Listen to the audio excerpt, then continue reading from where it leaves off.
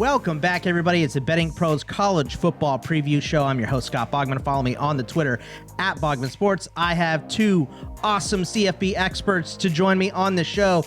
Last year, it was just me and Thor at ThorKU on the Twitter. Thor, looking skinny, my friend. Svelte, lost some weight this offseason. Looking good, my man. How have you been? Doing good. Anything to prepare for the college football season. So we were in the meat lockers punching the meat slabs and everything like that, running up mountains and whatnot. But had a good week one. We went 3-1 against the spread. I have forgiven Gavin Hardison and Dana Dimmel out there, to anyone that's wondering. And I'm excited to handicap this week one slate as well. It's going to be a fun one. Joining us this year, Mike Farrell at M Farrell Sports on the Twitter machine, 2 R's, 2 L's.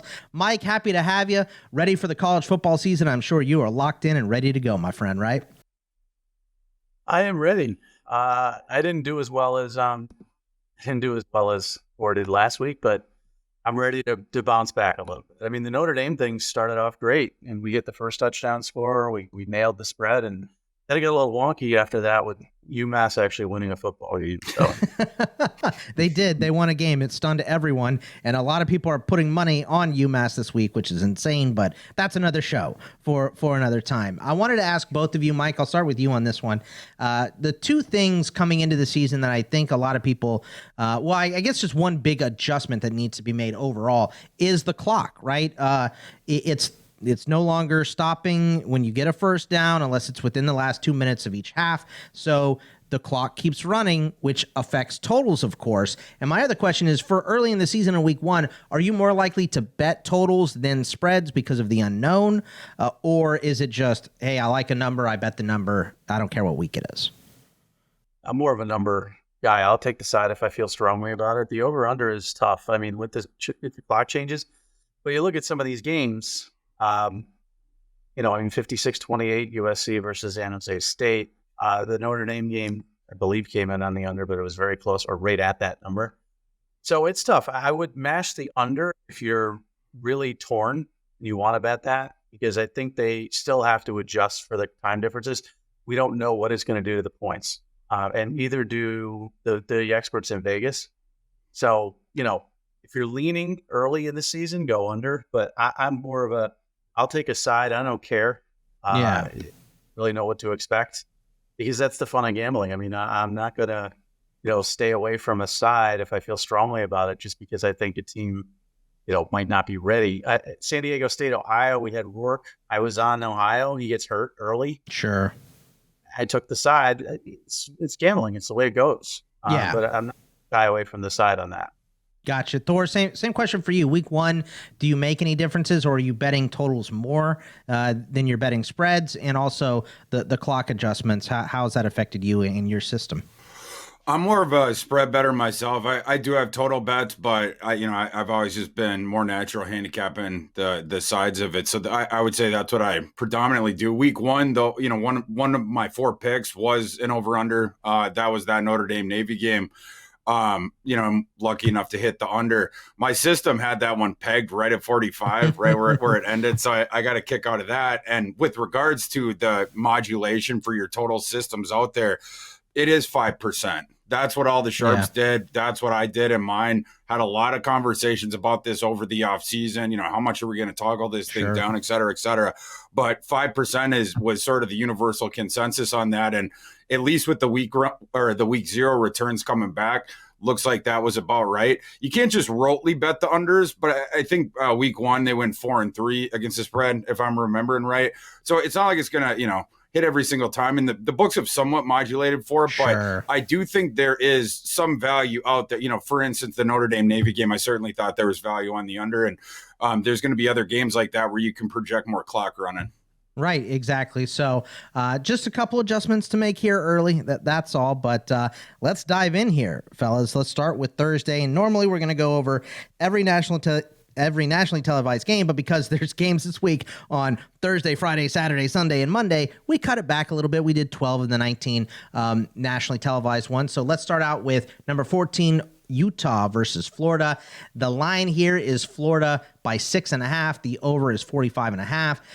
Against the spread, 54% of the tickets are on Utah, but 63% of the money is on Florida, and over on both, 81% money, 63% tickets.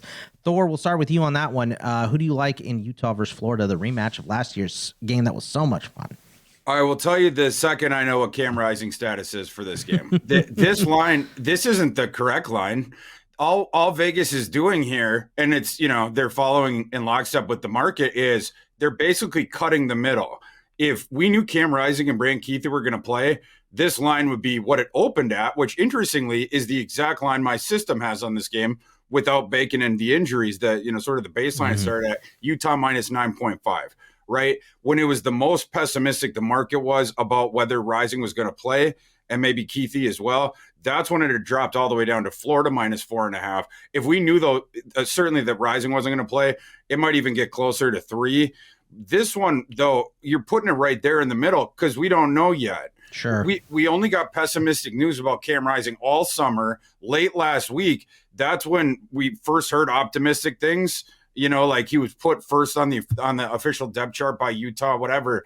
But that's no confirmation that he's going to play. Even as of our record time, we don't have any idea he's going to play. So that's all that's doing. The market's splitting that in half. And I can't make a referendum on it because I don't know whether he's going to play or not. Yeah, Mike, probably not going to know, right? Because there's no benefit to them telling us. I got a referendum. Forget you, Thor. First of all, Cam Rising quoted as feeling pretty damn good right now, which is, that's Cam Rising speak for he's going to play. He's not cleared, I know. He's not determined as the starter, I know. But, this is what he told the Salt Lake Tribune as of Monday. I think he's going to play, but I am so high on this matchup for Utah in many different ways. I know their backup quarterback situation is bleak. They have no experience back there. But this team, first of all, is pretty angry about losing last year. They felt that game actually kind of ruined their season. Even though lose early is good. They're looking back and saying, if we won that one, things could have been a little bit different for us, even though we beat USC twice. They match up very well against them defensively. You're not going to have Anthony Richardson doing his, Superman stuff out there and keeping you off balance. You're going to have Graham Mertz, who's, a bit of a statue. This matchup is very good for Utah. I think, honestly, to take it now, because if Cam Rising is cleared and announced that he's going to play Wednesday or Thursday, the line's going to pop up to 9. So I would take the 6.5 right now, and I think Utah's going to revenge their way to a touchdown victory. Before we move to the next game here, I got to tell you guys to download the free Betting Pros app from iOS and Android. Use Sportsbook Sync to automatically track your bets across all major sportsbook in one spot. Easily track your bet performance by sport and bet type, including game picks, props, and parlays.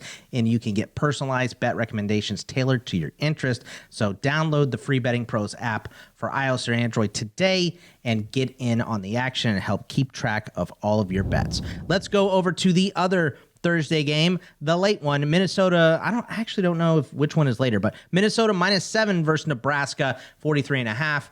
Matt Rule coming into Nebraska and dealing with some stuff this week as well. Mike, we'll start with you on this one. How do you feel between the Golden Gophers and the Huskers here? 7 is a tough line. If I'm a Minnesota fan, I don't like that, even if I'm a homer.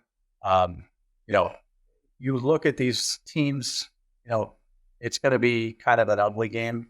I'm leaning more towards the under here, especially with the clock situation that we talked about. I think you're going to see two teams that are going to run the ball quite a bit. I think you're going to see Nebraska.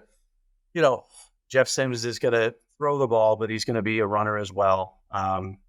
Minnesota likes to line up their big 5 nasty, huge offensive linemen on the ball, even with Mo Ibrahim gone.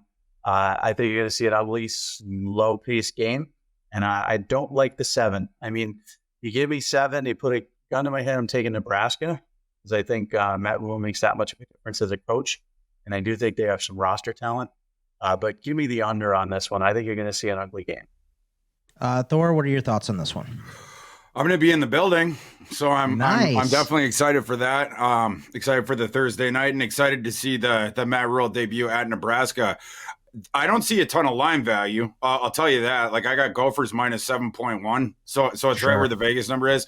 I'm probably going to wet my beak though on the Gophers in this game, and the reason why, it's a fade of Matt Rule in year one, just like I did in the season totals. I think if you combine his year one at Temple with his year one at Baylor, I believe he had 3 wins total. Unfair. It's not unfair, Mike. That's the way he builds his programs. Yeah, It's a year zero reset. He it. wants to build. Oh. I saw Baylor. There was games he gave away that season because he wanted to play the younger guys as opposed to some of the older ones. He's trying to build long term. It's just the philosophy thing. But early on, that's what I think. I don't think they're going to play up to expectation. Baylor was just such a cesspool they walked into there, though. Yeah, it was. I like what listen, Scott Frost was a colossal failure. There's some talent on this roster. Matt Rule is a very, very good coach. And it's not a bad idea to fade a first-year coach. I get that. But I don't, taking over Baylor, I think that's why I like Matt Rule, is what he walked into. I mean, everybody transferred out. He had no roster. He had to recruit kids. Nobody wanted to go to that school. And he knew he was going to play the younger guys, as you said. I don't know if he's going to do that in Nebraska, though. That was a desperate situation at Baylor. I think he's going to use the experience he has on the roster here. Now, again, I'm not touching the line. 7's not a good line. I don't like it either way. I'm doing the under. You're passing on this one? I'm going to pass on the total, but I'd like Minnesota a little bit. Oh, okay. So yeah. Minnesota in the 7. It'd be nice if that got to 6.5. That's what we're hoping for. You gotta throw a little scratch on a game you're gonna be there for anyway. I mean, come he's on. a Minnesota guy too. Yeah, I know. He's from Minnesota. I mean, he's gonna Kansas, Iowa, Minnesota. Through his weaknesses. I mean, it's just you have to take into account the level of Midwest homerism that he has. So I get it. I mean, I like PJ Fleck. I think it's a good program. They won 9 games last year. I mean, Rule's taken over. And again, I forget who it was. Will Compton or something said on Twitter today that they could go 9-3. And Nebraska fans are absolutely delusional. Get out of here. They always are. But they're the worst fan base when it comes to delusion, and they screw everything up because there's no way there should be any expectation to go maybe 6-6, maybe 7-5, but more likely 5-7. And then you see, a long thrown out 9-3, and the floor is 7. And that ruins a good coach. So Nebraska fans are absolutely unbelievably delusional. They have a good coach. It's going to take a little while. Minnesota's the better football team. They win this game, but I think they win it in a slugfest by. Hopefully they get, pick 6 or something. Squeeze that line for you, Thor. Let's get it. Let's go to Friday in Atlanta from the Mercedes-Benz Stadium. Georgia Tech versus Louisville. Louisville is a 7.5 point favorite. 48.5 is the over here. A lot of money towards the under and tickets on this one. Mike, we'll start with you on this game. Who do you like between Georgia Tech and Louisville this weekend? Well, why on earth is this line 7.5? Somebody knows something I don't know. This should be 10.5. What's your adjusted line, Thor? 13.5. Yeah. So this scares the heck out of me. Because somebody knows something. But I'm taking Louisville. I'm laying the 7.5. I'm not touching the over-under on it. But this is there's something weird here as to why this line's so low. Jeff Brom is a good coach. He's got his old quarterback from his Purdue days. They've got a talented roster. They got really good defense, I think, that's going to be more consistent. Georgia Tech doesn't have anything. So take Louisville big. And it's moved down. It opened up as 8.5, and it's moved down. What's happening to 7.5. Something's happening. Thor, are you with Mike on this one? Feeling a little queasy about it because the number looks so weird? I mean, you have to think about it. Right. Like anytime there's a line out there that you can't explain, if you just blindly go we're going to go guns blazing on this, that's a mistake. But if you can sort of explain it to yourself, then, I'm fine with it. In this case, maybe some pessimism about Brom starting, the first year and whatnot. but I really like the roster he has. We talk about Rule and his philosophy. Braum, he starts quick. It's the other, it's sort of the other way. And in this instance, the Scott Satterfield Louisville roster was not a philosophical fit for Braum whatsoever. But a lot of that roster, the non-fits, he was able to get rid of, or they graduated. And then he brought in all these guys that are awesome fits for a system. Plummer, of course, he knew from Purdue. He was the guy that recruited him to Purdue. Then Plummer got his shot to start at Cal. So he's been that back there in the pocket, or in the cockpit for many hours at this point.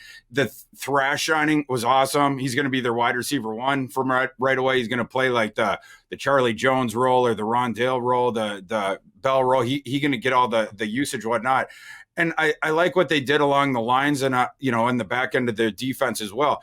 They only returned 13 starters, but it's the pretty good talent coming back and talent that's conducive to his system. Georgia Tech, I don't like that team at all. They don't have much talent whatsoever. That's a team that you would have liked to have seen hit the portal harder and or sign different guys. Some of the guys they sign really confused, like signing Haynes King to be your starting quarterback. It's like, was he the best guy that you could have signed? I'm not really sure about that. Georgia Tech, they hired a coach now, the interim from last year, who some people were higher on. Apparently they were in the program. I think he went 4-4 down the stretch. But the average wins, it was like an average of like 4 points per game or 3 points per game or whatever. Like they won, some of these coin flips down the stretch. And then when after the season, Georgia Tech, they're negotiating with Willie Fritz. Willie Fritz leaves them on the altar because they were pushing to get a decision from him before the AAC title game. And Fritz refused. He backed out of the negotiations. Georgia Tech was just like, oh, we'll hire the painter to build the house in the interim coach. I don't think that's going to end well either. I'm definitely taking Louisville in this one unless I find something in my investigation that would more accurately explain in reality why that line is 6 points under mine. All right, let's go over to Saturday, and we'll start with number 17 TCU as a 20.5-point home favorite against Colorado. 63 is the total in this one. A lot of tickets on Colorado here, but slightly more of the cash going to TCU. Both tickets and cash are on the over in this game, Mike. How do you feel about Coach Prime making his debut and TCU coming off the playoff but losing so much? How do you like this game here? Yeah, those are idiot tickets. There's a lot of idiot ticketing going on when it comes to Colorado. I think they were, I don't know, a couple of weeks ago, they were the third or fourth most bet team with their ridiculous odds to win it all. Like, talk about win the national championship. We're up there with Georgia, USC, Alabama, Ohio State, Michigan, Colorado. I don't know what 20,000 to 1 or something was, but people were all Cowboys fans from the 90s. And they're just idiots, like people who just don't understand this roster is put together through the portal. There's no continuity. There's no chemistry. They don't know each other. They're a 1-11 football team with a brand new roster. They're almost an expansion team in that way. TCU is a good football program. They've got a lot of continuity, even though they lost their quarterback and Johnson and some others. There's a lot of talent, especially on defense here. They're going to cover this 20.5. I'm surprised that line hasn't gone up. I hit this line a month and a half ago, hit it hard, and it hasn't really moved off of that. I completely thought this would be a 24, 25-point line by now, but that's because people are betting Colorado and keeping it low. But this is TCU all the way. They're going to win. They could win this game. I don't want to be ridiculous. They could win this game by 30, 35 points. You were about to say they could double this up, right? I mean, because that's how it feels. I wanted to say 40, but yeah, that's a little bit. That's a little bit much. After crapping on UMass last week, being overly confident that Vanderbilt was going to fight, like picking on the really, really weak poor teams hasn't worked out for me so far. Sure. Week 0. So I don't want to do that and say it's going to be a 40-point victory. But we'll see if it should be a really big win for TCU. I don't know what Thor's adjusted line is, but it's got to be higher than 20.5, I would think. Yeah, Thor, any difference of opinion here on this game? It's actually lower, Mike. I Oof. got a TCU minus 16.5 in this one. Wow. And I'm one of the idiots. I actually do kind of like Colorado here. Prime time. Yeah. Now, he didn't go to Kansas or Iowa or Minnesota. He had never played. What the Yes, hell? even like the Midwest. What's the connection? I do like Boulder. Boulder's a good time. But it's two things for me. Number one, TCU, you talking about the losses, Mike. Max Dugan, Kendre Miller, Quentin Johnson, Tay Barber, Darius Davis, Steve Avila, Dylan Horton, D. Winters, Trey Tomlinson. I need to take a breath in there. Only 3 returning starters on offense. They do have the 7 back on defense, but again, you lost 3 studs off that defense. So we'll have to see how that goes. A lot of the bedrock of that team that made the title run, all the guys that were given offensive usage to, certainly, and their best offensive linemen are out the door. I know that the year before, Dykes, he did well in the portal. I mean, it's one of the reasons, plug in the holes, that they were able to do what they did. They went out and they signed some guys, 3 guys from Alabama, maybe, if I'm remembering right, that, a couple of them hadn't played as much so far. That fit the bill of some of these guys. So they're trusting sort of their scouting on some of these different guys. But I think TCU falls back a little bit. The offense is certainly going to be down from last season. Defense is nasty, though. It's nasty. Could be. On the Colorado side, I think the roster turnover thing, I think it's become a little overstated. Like initially, when you're putting this stuff into your system, you're thinking the thing of like unprecedented roster turnover and lack of continuity, different stuff like this. You toggle it down, but the in the year, certainly last year, the biggest referendum we got on this, the teams that took the most transfers, they did really well. Right, like LSU being a prime example of this. Florida State, a lot of roster turnover. There's one other one I'm forgetting that was USC. That's right. Thank you, Mike. But they had talent, bro. They had talent. Sure. But I think the Colorado talent level, I believe, is higher than they're getting credit for. I think Shadir Sanders is a stud personally. I think the receiving core, because Travis Hunter is going to play there, that's where he was practicing all last season. I actually think the receiving core is going to be pretty good. Yeah, the 2 South Florida starting receivers from last year, they just took off that team, and then add Travis Hunter to that. It's pretty good receiving core. Is it a perfect team? No. Like my win projection, my system's win total for each team, they fell, I think, right on 3.5, which is what their over under was in Vegas, in part because they have a really hard schedule. But I think their talent level on that roster is closer to TCU's at this point than they're giving credit for. So that's the reason why I just think it's a little bit too high. They got 4 players in their entire 2 deep on both offense and defense. It says 44 players. 4 players that have actually played a snap at Colorado. So it's going to be interesting. If they can put together a portal all-star team and stay within 3 touchdowns of a team that went to the national championship last year, I will be surprised. But we disagree on this one. I'll take the under. I'll just avoid both of you and take the under on that game. But hey, college football fans, are you ready to put your betting skills to the test? Join the Betting Pros College Football Podcast betting group. Make your picks all season long, and if you're among the top ROI performers, you could win big. Prizes include a signed Garrett Wilson Ohio State jersey and premium subscriptions to Fantasy Pros and Betting Pros. Just make at least 100 picks throughout the season to qualify. Jump in now at bettingpros.com/college or in the Betting Pros app under the College Football Podcast group. May the best better win. Let's move down to the next game on Saturday. Auburn is a 35.5-point home favorite against UMass, 52.5. A lot of money. 95% of cash, Farrell, is on UMass. This is a massive overreaction to them winning a game last week. Can they keep within 35.5 points of Auburn here? Yeah, they can. So I have changed my tune. I don't think UMass is a good football team, but, listen, Don Brown is a very good defensive coach, and that wasn't the issue. I don't think their defense was the issue last year, even when they stunk. It certainly wasn't the issue in week 0. If they can put up any points, they're going to stay within 35.5 because Auburn's not really an offensive juggernaut. I'm not a big Kate Thorne guy. Hugh Freeze has a massive rebuilding job to do here. I think they're going to be run heavy. And I think the clock is really going to play in here, not in the over-under, but in the actual spread. So give me UMass Give me Don Brown. I watched every second of that game. Remember I said, it was on Sirius Override Radio. I said, anybody who watches every minute of the New Mexico UMass game or whatever I said has really mental health issues. A lot of people watched every minute of that stupid game. Lost it.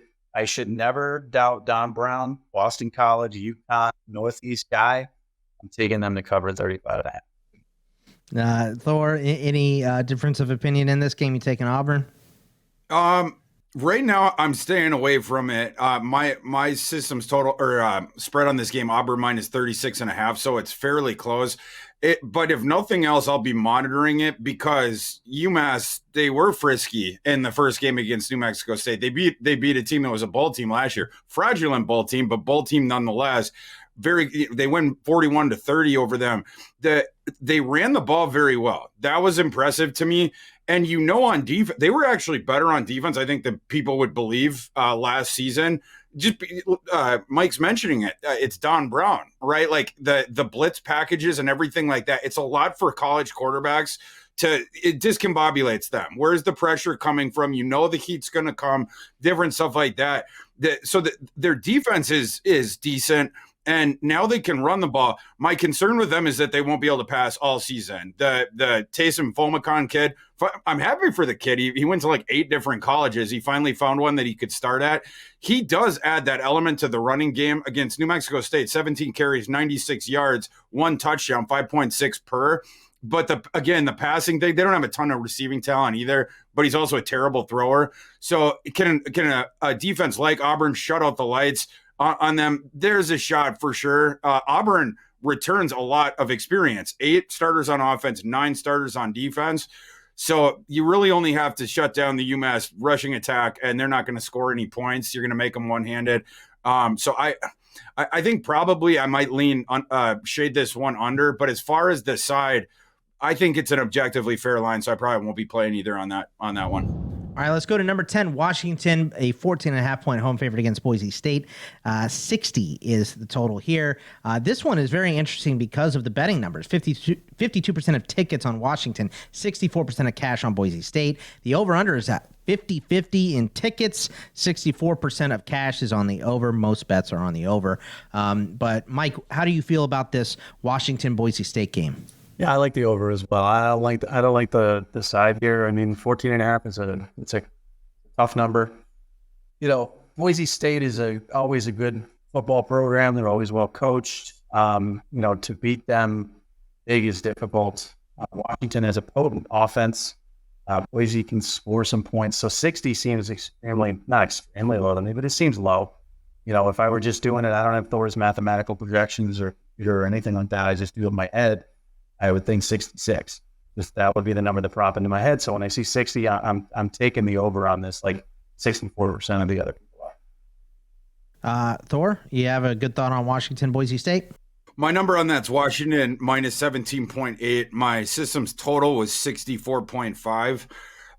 So I am showing some value on Washington, and I love this Washington team this year. I hope they're able to play a little bit better on defense. They did do some stuff to address that, but they lost 2 of their best pass rushers. So you have to sort of see how that one goes.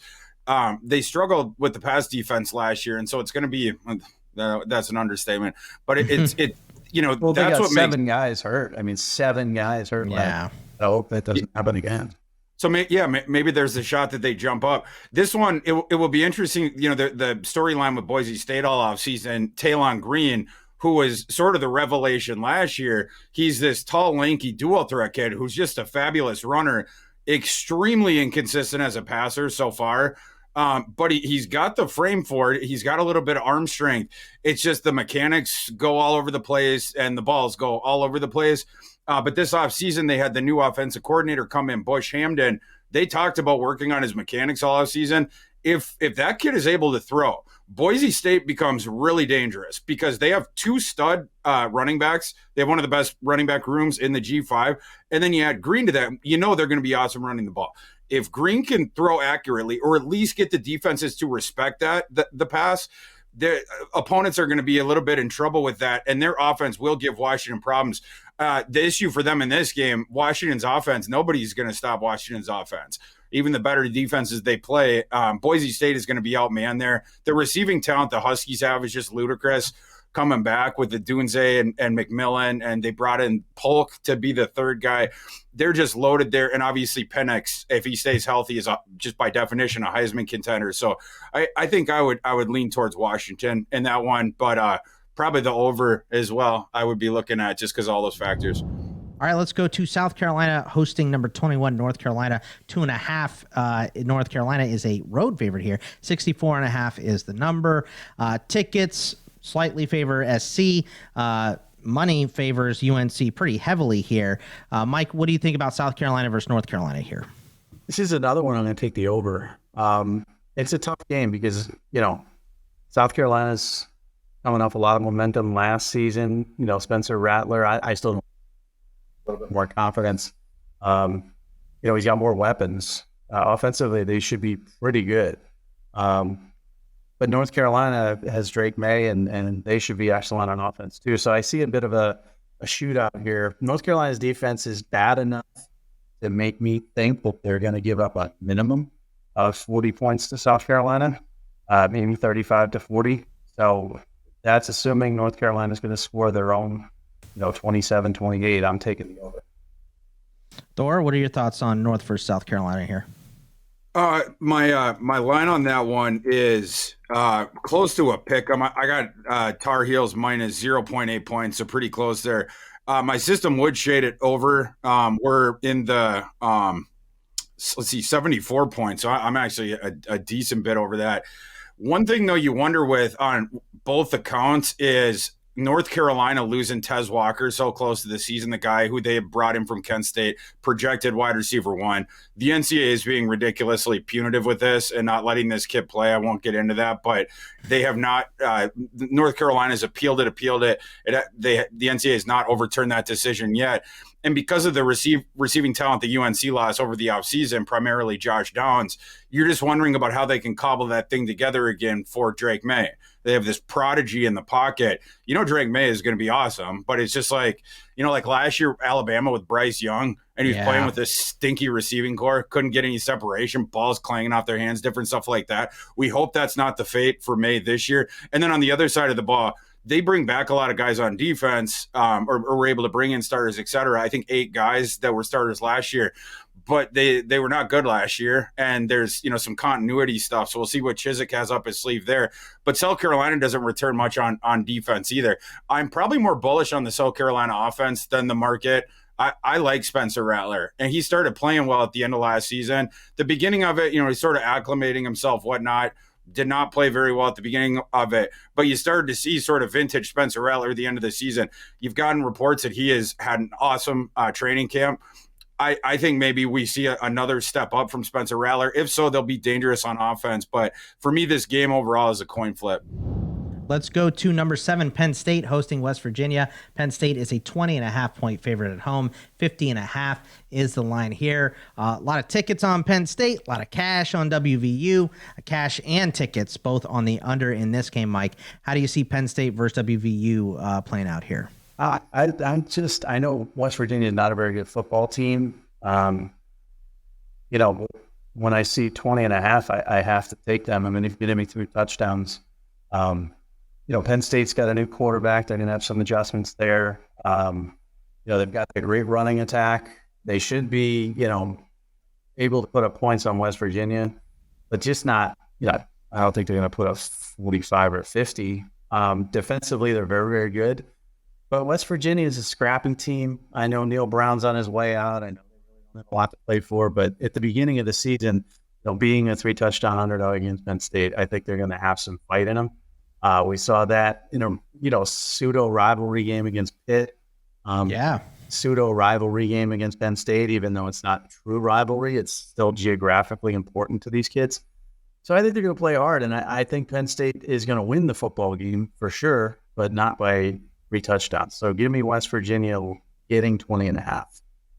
Thor, you got a strong feeling about this one? My line's Penn State minus 22. It is a tough one to bet, though. I don't lay more than 20 points too often as a sports bettor, so I got to feel pretty good to do it.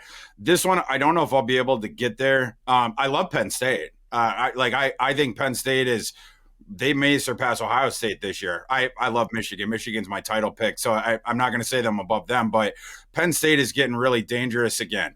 You have the quarterback now who has the NFL arm in Alar. People have been raving about him. You have the awesome backfield duo. They lost a receiver, but they fortified it again through the portal. Franklin's done a really good job of that. Fashanu, who is going to be a top 5 pick, leads what's a really good offensive line. And then they're nasty on defense. Manny Diaz picked that thing way up last year. They may go up again. They did lose Joey Porter, but they still have one of the best secondaries in the nation, and their pass rush is ridiculous. They have all these sleek athletes there on the edge, and Diaz loves to send the heat. So they're going to be a problem for people. What'll be interesting to watch in this game for spectators, the people that sit on the side, is to see how good Penn State's run defense is. I know they're going to be really good against the pass. The ridiculous pass rush, the really good secondary, they will be a problem for opposing pass offenses all season. But you're wondering how they'll do against the run, the better running teams. West Virginia, I don't know if they'll be able to throw. I did not like what I saw of the Garrett Green kid in the limited time that I seen him last year. I was surprised they didn't go out in the portal and try to get a starter to replace JT Daniels. They're just going to go with this Garrett Green kid, whatever. I don't love their receiving talent either. But CJ Donaldson is really, really good. A home run hitting type back that also gives you efficiency. And West Virginia has one of the better top 20 offensive line, I think, is supremely fair, and it might even be higher than that in the nation. So they'll be able to run the ball. But it's just everything else. I don't trust them to pass. And their defense, they do bring back 7 guys, but they lost most of the important ones, especially the defensive line was like the one good part of it last year. They lose all those guys to graduation, so it's a totally rebuilt defensive line. And then in the secondary, that was the thing that stunk last year. That's where they're returning all their players. Maybe those are the guys that I wouldn't have wanted back. I would have tried to get different guys to replace them in the portal, but that's the constitution there. So Penn State will be able to put up numbers. It's just, can Penn State shut down that really good West Virginia rushing attack? All right, let's go to some Pac-12 after dark while we still can here. UCLA hosting Coastal Carolina. UCLA is a 14.5-point home favorite. 65.5 is the total on this one. Tickets going towards UCLA. Most of the cash towards Coastal Carolina here. An extreme amount of cash towards Coastal Carolina. Tickets and cash both on the over here, Mike. How do you see this game between UCLA and Coastal playing out? Yeah, I think the money on Coastal Carolina is a safe bet. I mean, if you're giving more than 2 touchdowns to a UCLA team that's replacing a 17-year starter in DTR, Dante Moore is a freshman and there's not a lot of experience. You're replacing Zach Charbonneau. You hit the portal pretty good, running back and wide receiver. So there is some talent there. But, for this team to sort of gel against not a very difficult, but a difficult enough opponent, which I think you keep them within 10 to 12 points. So give me Coastal Carolina to cover this 14.5. If that was 13.5, it'd be a different story for me. But I'm going to take the 2 touchdowns on the hook and cash my ticket on Coastal. Yeah, long way to travel for Coastal here, Thor. But, I mean, like Mike said, UCLA replacing a lot specifically at key positions on offense. How do you see this one going? Yeah, this is a tough one for me. I'm surprised with where the market has taken this one, or where this line is right now. My line's UCLA minus 20.5. I guess the thing that surprised me about the market is, like, you listen, the sharps and different stuff like that, and some of the stuff with the win total over the summer, felt like the market was pretty pessimistic about Coastal Carolina. But now in this game, they're maybe not as much, I guess. I see the value on UCLA. I get the thing about, like losing Dorian Thompson-Robinson and losing Charbonnet, but they bring back a lot of guys. And their defense, this will be the best defense of the Chip Kelly era, both in terms of talent, returning experience. They'll just qualitatively be there. They brought in 9 returning starters on defense. And then on offense, they returned 7. They also went on the portal. They got a bunch of guys. Schlee, he ain't going to start. Carson Steele he'll at least platoon with Harden. J. Michael Sturdivant, the receiver they got from Cal, is an absolute stud. They also added another receiver from USC, an Oregon tight end. So I like that team. And Garber's going to be the quarterback initially. With the good receivers and the good running backs there, they have a pretty solid offensive line too. He'll just be the game manager or whatever. And I think that's going to be enough, as long as not because he ain't going to turn the ball over or whatever. With Coastal Carolina, my concern continues to be Tim Beck. If Jamie Chadwell was coaching this team on Saturday, I would have a different opinion. Yeah, I'd be taking those 20.5 points probably. But with Tim Beck taking over, you have a system change, and it's going away from what we've seen made Grayson McCall so dangerous, and also that rushing attack. They were so difficult to deal with, the run game and that spread option. They have the blocking schemes coming from all different directions. The defenders, they don't know which way the ball's going. There's the pre-snap motion. They don't know which angle the blockers are going to come at them or which dude is going to block them, whatever. And so they would just discombobulate people with these different concepts. And then they would get the one-on-one play action shots over the top, whatnot. And that's how they built their explosive plays. But with Tim Beck coming in, I've never liked his offenses. He's the opposite of creative. So that's my pessimism with them. But I would probably lean UCLA in this one. All right, let's go over to Sunday because we got Sunday games, no NFL. A couple games on Sunday. I believe there are 3, but we're going to skip that first one. Let's go to San Jose State versus number 18, Oregon State. 16.5. Oregon State is a road favorite. 54.5 is the total here. Tickets and cash both on Oregon State. Tickets and cash both on the over here as well, Mike. How do you feel about San Jose State hosting Oregon State? Yeah, so we've seen San Jose State. It's one of the few games where we have a small sample size. If they're 1-0 against the spread, hung in there. USC's defense is not Oregon State's defense. USC's defense is horrible as usual. They can't stop the run. Oregon State can. I think, this is going to be a rough one for San Jose State. I think Oregon State is a really solid football team. I think they're going to be able to stop most of the things San Jose State wants to do. And I'm laying 16.5. I know it's a lot because we don't know what we're going to get from DJU. He's a talented kid. There's no doubt about it. The Clemson system wasn't great for him, but also he lost all his confidence at Clemson. He didn't have the play from his teammate. And, I know some guys at Oregon State, they believe in him. They think he's reborn and he's really confident. That was their big problem last year on offense was quarterback play. So I think that's going to be markedly improved, even though I don't expect him to be like the top 5 pick I had at high school when he was ranked just behind Bryce Young. I think he's going to be a very important addition to them. They can run the football. They're physical. I think they're going to beat up on San Jose State and cover that 16.5. Thor, your thoughts on San Jose State versus Oregon State? I agree with Mike on this one. I think the side would be Oregon State. My line on that one, Oregon State minus 21.1. San Jose State, they have an interesting offense, or they have an offense that we know is going to work against some of the MWC opponents they face because it's really efficient, and they just put the ball into space and then they make you tackle them, whatnot. But it's not explosive at all. And, you basically know what's coming. It's just a short passing game, whatnot.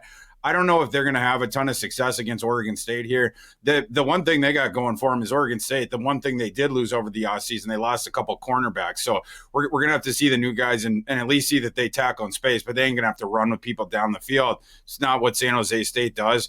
And I love Oregon State's offense, right? It's just going to be pound the ball with Martinez, that really awesome offensive line.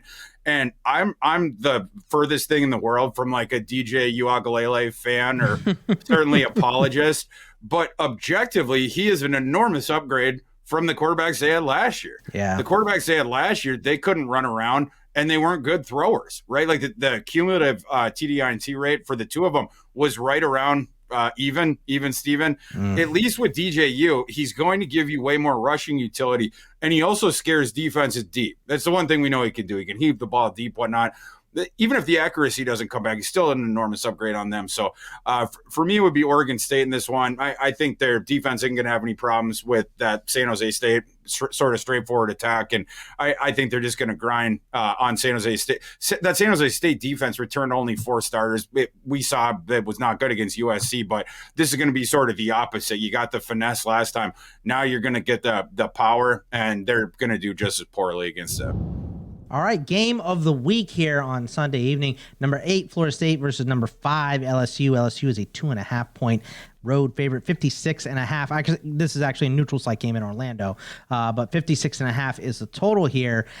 Tickets at cash on LSU, tickets on the under, cash on the over here, Mike. So Florida State versus LSU, how you feeling about this one? Yeah, what a great game. I mean, this is really what you want in week one. You want something like this. It's really it won't determine the playoffs, either team, but it's going to go a long way towards how their season's going to go. Because Florida State has the Clemson game and a pretty weak ACC schedule, and LSU has the SEC West. And, a lot of people think that they're going to come out of there as they did last year. I'm leaning Florida State here. LSU, Mason Smith being missing. I know he missed all the last season with the injury. But, having this be the game he's missing, because NCAA is very short-sighted. In the NIL world, he's getting dinged for signing autographs and freshman. That's going to be a big loss for them. And I really can't find a fault anywhere on this Florida State offense. The biggest question is, how's that defensive line of Florida State going to hold up? But one of the weaknesses of LSU, at least heading into the season, is their rushing attack. They rely too much on Jaden Daniels. So when it comes to, Florida State's offense, those big receivers, the way they were able to run the ball, the experienced quarterback, who's, I think, a better passer than Jaden Daniels, I'm going to go with Florida State to win this game outright. I would take the money line on this, even though it's only, you could take the 2.5 if you want, but I would take the money line, and Florida State's going to win this football game. Thor, how do you feel about this game? Biggest game of the week. I have LSU minus 2.7, but that's not factoring in the Mason Smith injury. With that, I would certainly go, you could just bring it down to like 2 or whatever, but like we're right around the line either way. Sure. Right. So that one's tough for me, but I do think, you'd like to have Mason Smith back in this game when you're going up against Trey Benson and then Travis scrambling around, different stuff like that. That one hurts, but qualitatively, these teams are really close. The Seminoles return 17 starters, 9 of them on defense. LSU returns 15. For this game, 14. Well, I suppose Mason Smith didn't play last year, but yeah, for me, this one's close. It's probably going to end up being a watch game, or I'll bet the total, because I just don't think there's any value on that side. I've been shading some of these totals lower. This actually might be one where I would consider going over, just because of what those offenses have, the firepower they got there.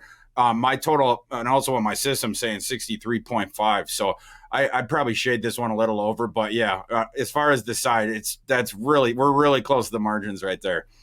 All right, we go to the last game of the week on Monday. We have Duke versus number 9 Clemson. 12.5 is Clemson's line here in their favor. 55.5 is the total. Money going on Clemson, and tickets going on Clemson against the spread on the total. Tickets are on the under just slightly, but most of the cash is on the over here. How do you feel about this game, Mike? Clemson versus Duke. The money's on Clemson because nobody knows anything about Duke, but this is a really good football team. This is a well-coached Elko. Great job in his first season. They've got talent. You just never heard of it.